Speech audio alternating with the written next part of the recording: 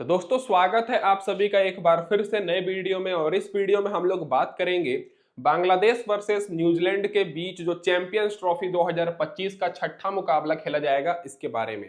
तो दोस्तों एक तरफ है बांग्लादेश की टीम जिनका परफॉर्मेंस बहुत ही खराब है। पिछले मैच में दोस्तों ये इंडिया से हार कर आ रहे हैं बहुत ही बुरी तरीके से।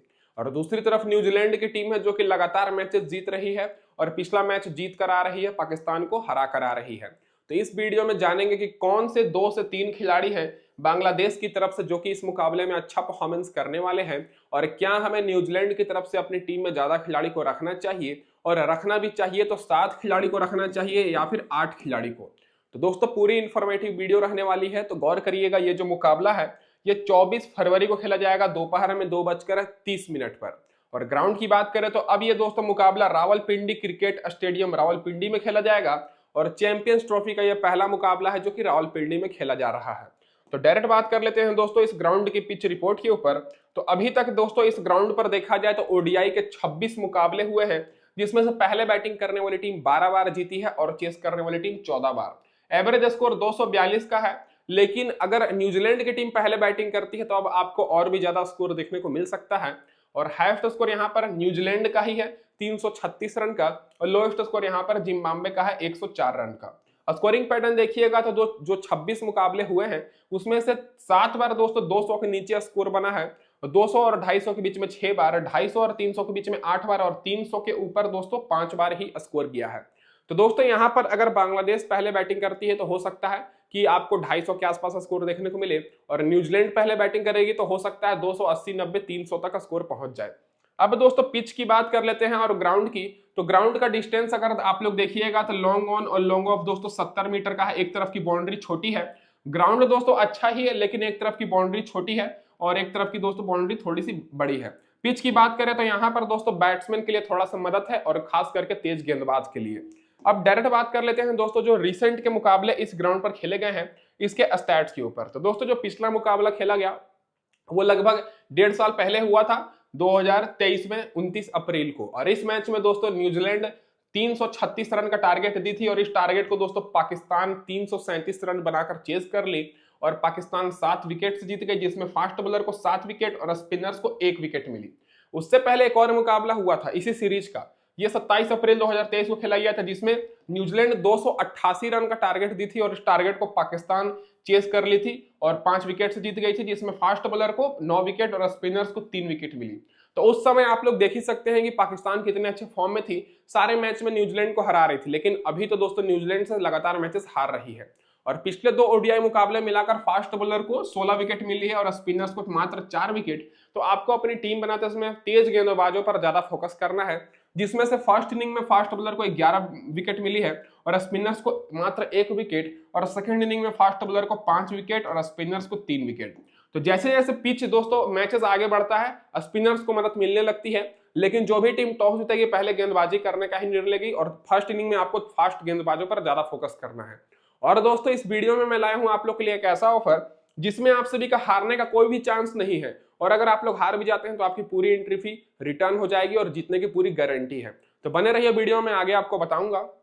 अब दोस्तों रिसेंट फॉर्म की बात करें तो बांग्लादेश का रिसेंट फॉर्म बहुत ही ज्यादा खराब है। अपना जो 5 पिछला मुकाबला ये खेले हैं ओडीआई में, पांचों का पांचों मुकाबला हारे हैं। और न्यूजीलैंड लगातार अपना पिछला 4 ओडीआई मुकाबला जीत कर आ रही है। ओडीआई ट्राई सीरीज में तो जीती ही है, पिछला मैच पाकिस्तान को हरा कर आ रही है। और पिछले 5 सालों में बांग्लादेश और न्यूजीलैंड के बीच 10 मुकाबले हुए हैं, जिसमें से बांग्लादेश मात्र 1 बार बाजी मारी है, न्यूजीलैंड 8 बार और एक मुकाबला नो रिजल्ट रहा है। तो इस मुकाबले में न्यूजीलैंड फिर से बाजी मारने वाली है, और अगर न्यूजीलैंड जीतती है तो फिर पाकिस्तान के लिए बहुत ही मुश्किलें बढ़ जाएंगी, फिर वो क्वालिफाई नहीं करने पाएंगी जहां तक मुझे लग रहा है। अब डायरेक्ट बात कर लेते हैं दोस्तों कि क्या रहेगी अब इस मुकाबले में बांग्लादेश की प्लेइंग 11। तो दोस्तों बांग्लादेश की तरफ से आपको तंजीद हसन के साथ सौम्य सरकार ओपनिंग करते दिखेंगे, फिर नजमुल हुसैन सांतो तीसरे नंबर पर आएंगे, फिर मेहदी हसन मिराज, तौहीद हॉर्डई, फिर मुशफिकुर रहीम, फिर जाकिर अली को भी पिछले मैच में मौका मिला, बहुत अच्छा परफॉर्मेंस किए, फिर राशिद हुसैन, तंजीद हसन साकिब, तस्किन अहमद और मुस्तफिजुर रहमान। और अगर बदलाव होता है तो महमूदुल्लाह को खिलाया जा सकता है, लेकिन सेम प्लेइंग 11 के साथ भी टीम जा सकती है। पावर प्ले में तस्किन अहमद और मुस्तफिजुर रहमान बॉलिंग कराएंगे और आखिरी ओवर में तंजीद हसन साकिब और तस्किन अहमद। ये तो हो गई दोस्तों बांग्लादेश की प्लेइंग 11। और जो लोग चैनल पर पहली बार आए सब्सक्राइब कर दीजिएगा, वीडियो को लाइक नहीं किए हैं तो लाइक कर दीजिए सारे मैचेस के अपडेट सबसे पहले पाने के लिए, और नोटिफिकेशन बेल को भी ऑन कर लीजिएगा। अब दोस्तों चलिए बात कर लेते हैं कि अगर आप लोग हार भी जाते हैं तो आपकी पूरी एंट्री फी कैसे वापस होगी। तो सबसे पहले आपको क्या करना है कि डिस्क्रिप्शन में मैंने लिंक दिया हुआ है हॉजेट ऐप का। हॉजेट ऐप को डाउनलोड कर लीजिए और टीम बना लीजिए हॉजेट पर और खेलिए बिल्कुल रिस्क फ्री, क्योंकि हॉजेट दे रहा है आपको 100% मनी बैक गारंटी आपके अपने पहले मैच पर। मतलब अगर आप लोग जीतते हैं तब तो ढेर सारा इनाम मिलेगा ही, और हार जाते हैं तो आपकी पूरी एंट्री फी वापस हो जाएगी दोस्तों 200 रुपए तक। जी हाँ दोस्तों, बिल्कुल सही सुने, 200 रुपए तक आपकी पूरी एंट्री फी वापस हो जाएगी। और बस इतना ही नहीं, आप लोग को मौका मिलेगा दोस्तों इस मैच में बहुत ही ब्रांड न्यू बाइक भी जीतने का। तो आपको क्या करना है कि अगर मान के चलिए आप लोग 49 रुपए लगाकर 4 ग्रैंड लीग में ज्वाइन करते हैं, और अगर आप लोग जीत जाते हैं तो आपको ढेर सारा प्राइस तो मिलेगा ही और बाइक भी जीत लीजिएगा। और अगर आप लोग हार जाते हैं तो कोई भी टेंशन नहीं है, क्योंकि आपकी पूरी एंट्री फी हॉजेट वापस कर देगा।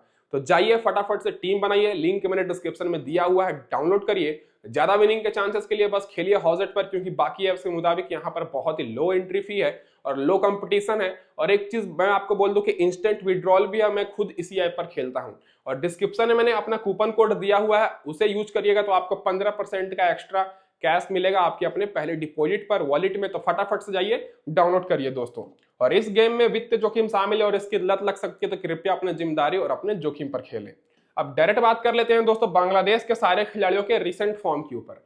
तो टॉप ऑर्डर से तंजीद हसन पिछले मैच में मात्र 25 रन की पारी खेले थे। रिसेंट फॉर्म अगर आप लोग देखा जाए तो उतना भी बेहतर नहीं है, और इंडिया के खिलाफ तो दोस्तों मात्र 25 रन बनाए। और न्यूजीलैंड की जिस तरह से बॉलर्स अच्छे फॉर्म में है, मुझे लगता है कि फिर से ये फ्लॉप हो जाएंगे। सौम्य सरकार पिछले मैच में 0 रन पर आउट हो गए, और रिसेंट फॉर्म देखा जाए तो 73 रन, 2 रन, 19 रन एक विकेट, 24 रन, 35 रन और 33 रन है। तो दोनों ओपनर्स इस मुकाबले में रिस्की ऑप्शन रहेंगे, तो दोनों ओपनर्स पर आपको उतना फोकस नहीं करना है। सेफ टीम में अगर आप लोग रिस्क लेना चाहते हैं ग्रैंड लीग में, तब दोस्तों तंजीद हसन पर फोकस कर सकते हैं, क्योंकि टेक्निक वाइज इनके पास ज्यादा चांसेस रहता है परफॉर्मेंस करने का, तो ये परफॉर्मेंस कर सकते हैं। पिछले मैच में थोड़ा बहुत स्टार्ट इनको अच्छा मिला था। बाकी नजमुल हुसैन सांतो जो कि कप्तान साहब हैं, पिछले मैच में 0 रन पर आउट हो गए, लेकिन ये ऐसे खिलाड़ी नहीं है, बहुत ही कम मैचेस में ये 0 पर आउट होते हैं रिसेंट में अगर आप लोग देखिएगा तो इस मुकाबले में ये सेफ ऑप्शन रहेंगे, तो आपको अपनी टीम में रख लेना है। ज्यादा चांस है कि इस मुकाबले में अच्छा परफॉर्मेंस करेंगे, क्योंकि रिसेंट में 76 run, 47 run, 40 run, 122 run, 51 run की पारी खेले हैं। रिसेंट परफॉर्मेंस इनका बहुत ही बेहतर है। बाकी मेहदी हसन मिराज की बात करें तो ये भी दोस्तों इस मुकाबले में सेफ ऑप्शन रहेंगे, क्योंकि दोस्तों पिछले मैच में ये भी फ्लॉप हुए, लेकिन फ्लॉप होने वाले ये खिलाड़ी है नहीं।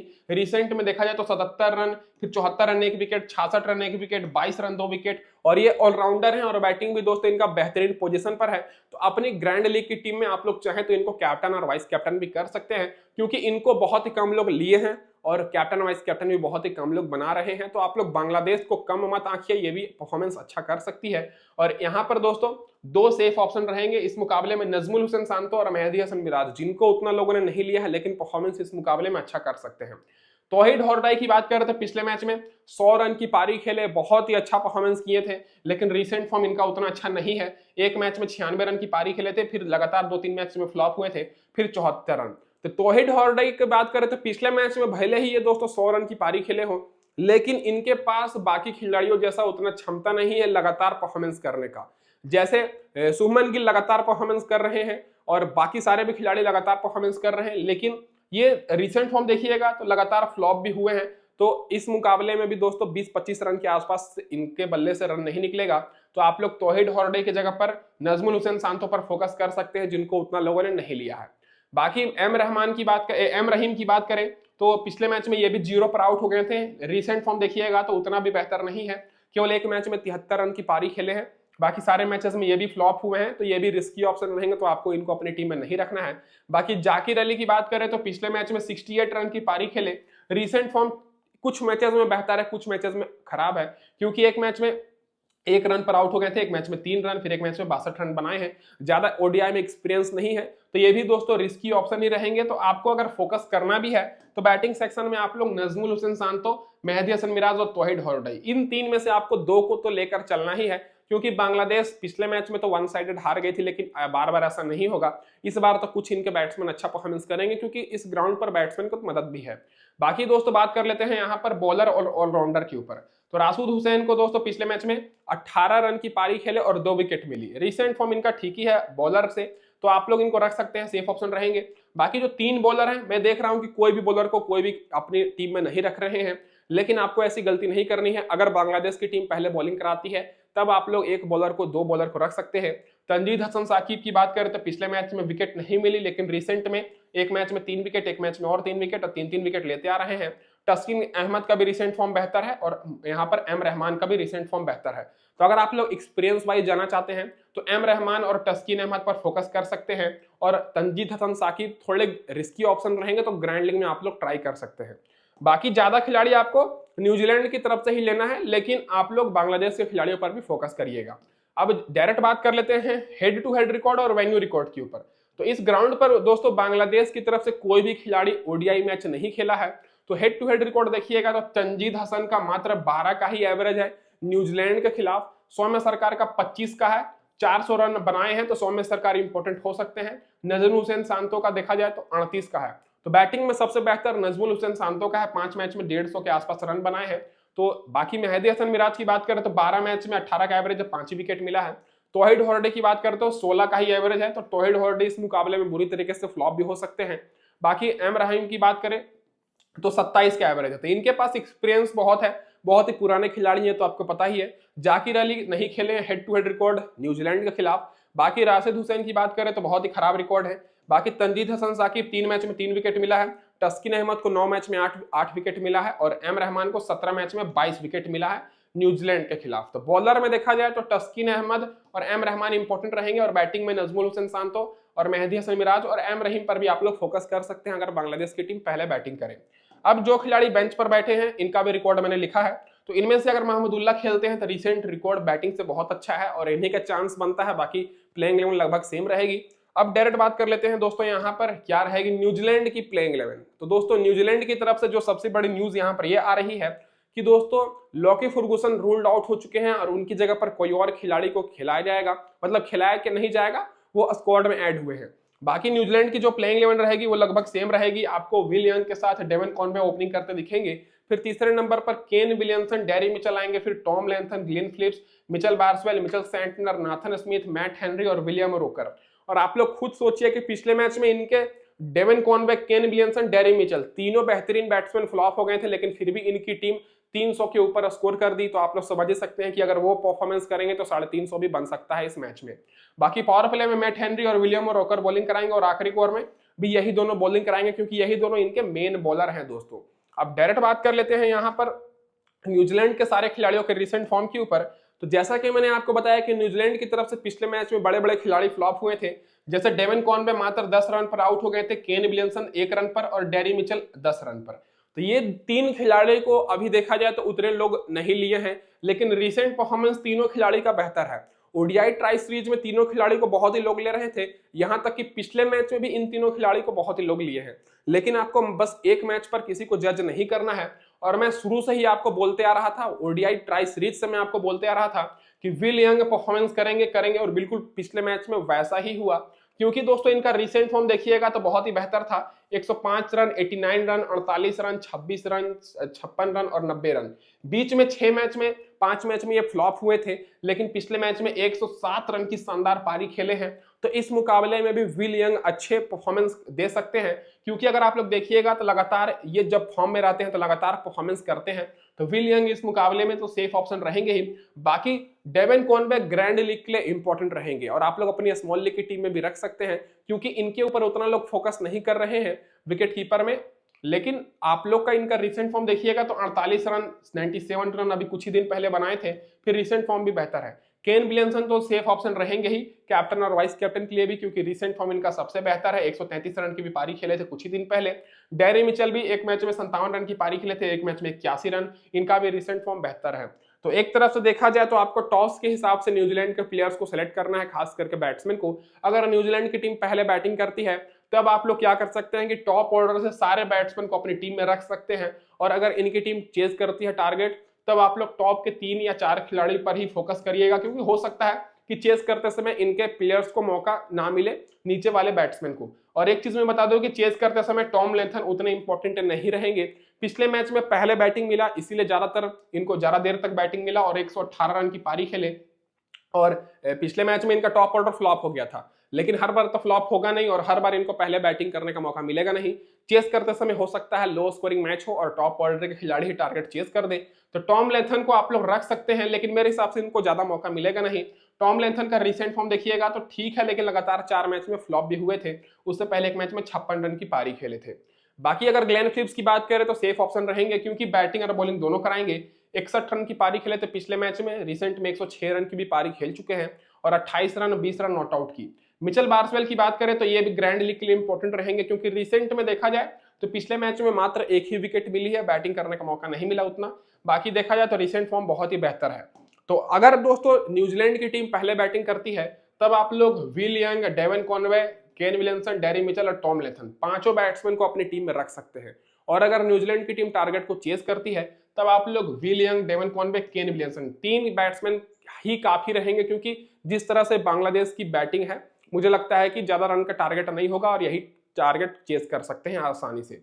बाकी पहले बैटिंग करते समय टॉम लेंथन उतने इंपॉर्टेंट नहीं रहेंगे, ग्लेन फिलिप्स सेफ ऑप्शन रहेंगे, मिचेल मार्शवेल ग्रैंड लीग के लिए। अब दोस्तों बात कर लेते हैं सेंटनर। तो सेंटनर का परफॉर्मेंस तो हमेशा से ही अच्छा रहा है, कप्तान है, पिछले मैच में 3 विकेट लिए थे, उससे पहले 2 विकेट, रिसेंट फॉर्म भी बेहतर है। तो चाहे जो भी टीम पहले बैटिंग करे, सेंटनर आपके टीम में रहने चाहिए। बाकी अगर न्यूजीलैंड की टीम पहले गेंदबाजी करती है टॉस जीतकर, तब आप लोग नाथन स्मिथ पर फोकस कर सकते हैं, क्योंकि पिछले मैच में मात्र एक ही विकेट मिला है, तो अभी उतना लोग इनको नहीं ले रहे हैं और टीम बनाने में भी कंफ्यूजन हो रही होगी आपको। तो नाथन स्मिथ आप लोग के लिए पहले बॉलिंग करते समय इंपॉर्टेंट रहेंगे। बाकी मैट हेनरी तो अच्छे फॉर्म में है, विलियम रोकर भी अच्छे फॉर्म में है, पिछले मैच में 3 विकेट मिला, इनको 2 विकेट मिला, तो दोनों सेफ ऑप्शन रहेंगे, तो आपको अपनी टीम में रखना है। अब हेड टू हेड रिकॉर्ड और रेवेन्यू रिकॉर्ड की बात करें तो अगर आप लोग न्यूजीलैंड के खिलाड़ियों का हेड टू हेड रिकॉर्ड देखिएगा बांग्लादेश के खिलाफ, तो बहुत ही बेहतर है। विल यंग की बात करें तो 51 का एवरेज है बांग्लादेश के खिलाफ और इस ग्राउंड पर 52 का है। इस ग्राउंड पर ज्यादा खिलाड़ी नहीं खेले हैं ओडीआई मैच न्यूजीलैंड की तरफ से। डेवन कॉनवे का 67 का एवरेज है बांग्लादेश के खिलाफ, केन विलियमसन का 62 का है और इस ग्राउंड पर नहीं खेले हैं। डेरी मिचेल का तो दोस्तों 201 का है, नॉट आउट ही नहीं, मतलब आउट ही नहीं हुए हैं, नॉट आउट रहे हैं। बाकी ग्राउंड पर 121 का है। तो आपको क्या करना है कि अगर न्यूजीलैंड की टीम पहले बैटिंग करती है, तो आप लोग समझ कर रखिए कि 300 के ऊपर टारगेट फिर से जा सकता है। टॉम लेथन का भी 56 का एवरेज है, बाकी ग्राउंड पर भी 59 का है। तो इस ग्राउंड पर सारे खिलाड़ियों का 50 के ऊपर एवरेज है, देख सकते हैं। बांग्लादेश के खिलाफ भी है और इस ग्राउंड पर भी है। ग्लेन फिलिप्स का उतना नहीं है, एक मैच में 16 रन की पारी खेले हैं बांग्लादेश के खिलाफ और एक ही विकेट मिला है। बाकी मिचेल सेंटनर 13 मैच में 15 विकेट, मैट हेनरी 9 मैच में 17 विकेट और विलियम रोकर 3 मैच में 5 विकेट और मैट हेनरी को 2 मैच में 1 विकेट मिला है। मैट हेनरी का हेड टू हेड रिकॉर्ड देखिएगा तो 9 मैच में 17 विकेट है, तो आप लोग इनको वाइस कैप्टन भी कर सकते हैं ग्रैंड लीग की टीम में। तो ये तो हो गई दोस्तों यहाँ पर हमारी पूरी डिटेल एनालिसिस। और जो खिलाड़ी बेंच पर बैठे हैं, तो काइल जेमिसन को ऐड किया गया है दोस्तों स्क्वाड में लोकी फर्गुसन की जगह पर, तो खेलने का चांसेस तो नहीं है, सेम प्लेइंग 11 ही रहने वाली है न्यूजीलैंड की। तो अब डायरेक्ट बात कर लेते हैं दोस्तों यहाँ पर टीम कॉम्बिनेशन के ऊपर। तो दोस्तों उससे पहले मैं अपने भाइयों को ये बोल दूं कि टेलीग्राम पर नहीं जुड़े हैं तो जुड़ जाइएगा, क्योंकि यहाँ पर आपको टॉस के बाद फाइनल अपडेट्स मिलेंगे बिल्कुल फ्री में। शुरू में मैं बोलना भूल गया था, तो लिंक आप सभी को डिस्क्रिप्शन में मिल जाएगी। अब डायरेक्ट बात कर लेते हैं यहाँ पर टीम कॉम्बिनेशन के ऊपर। तो ये रहेगी हमारी 2 प्रकार से टीम। पहली टीम हमारी सेफ टीम रहेगी, दूसरी टीम ग्रैंड लीग के हिसाब से। तो उससे पहले मैं आपको बोल दूं कि वीडियो को लाइक नहीं किया, लाइक कर दीजिए, चैनल पर पहली बार आए हैं सब्सक्राइब कर दीजिए इसी तरह सारे अपडेट्स पाने के लिए।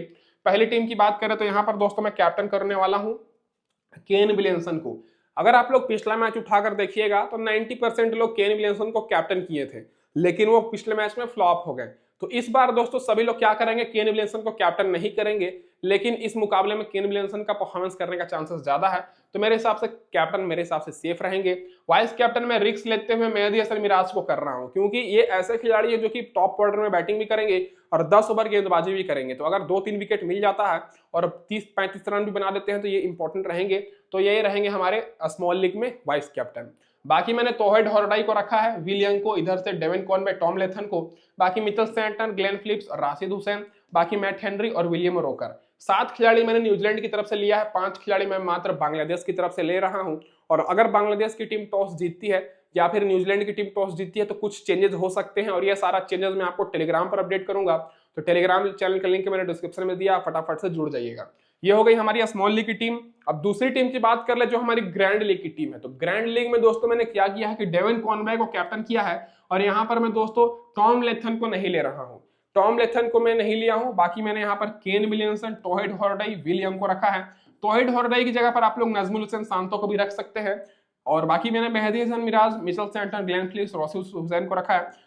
मैट हेनरी हमारे वाइस कैप्टन, बाकी एम रहमान और विलियम रॉकर को मैं ले रहा हूँ। तो ये हो गई हमारी ग्रैंड लीग की टीम, ये हो गई हमारी स्मॉल लीग की टीम। और यहाँ पर सॉरी दोस्तों, यहाँ पर मैंने न्यूजीलैंड की तरफ से 8 खिलाड़ी को रखा है और बांग्लादेश की तरफ से मात्र 3 खिलाड़ी, और इस टीम में मैंने न्यूजीलैंड की तरफ से 4 खिलाड़ी को रखा है और बांग्लादेश की तरफ से 7 खिलाड़ी। न्यूजीलैंड के बांग्लादेश की तरफ से 4 और न्यूजीलैंड की तरफ से 7। तो ये हो गई हमारी स्मॉल लीग की टीम, ये हो गई हमारी ग्रैंड लीग की टीम। अगर कोई भी ऊपर नीचे चेंजेस होता है तो मैं आपको टेलीग्राम पर अपडेट करूंगा, तो लिंक मेरे टेलीग्राम चैनल का डिस्क्रिप्शन में दिया है, जुड़ जाइएगा। और वहां पर भी आपको हॉजेट का लिंक मिल जाएगा, फटाफट से जाइए डाउनलोड करिए, क्योंकि वहां पर आप सभी को बहुत ही शानदार ऑफर मिलेगा। और कूपन कोड को यूज जरूर करिएगा, डिपॉजिट करते समय हार भी जाते हैं तो आपकी पूरी एंट्री फी वापस हो जाएगी। धन्यवाद दोस्तों आप सभी का वीडियो देखने के लिए।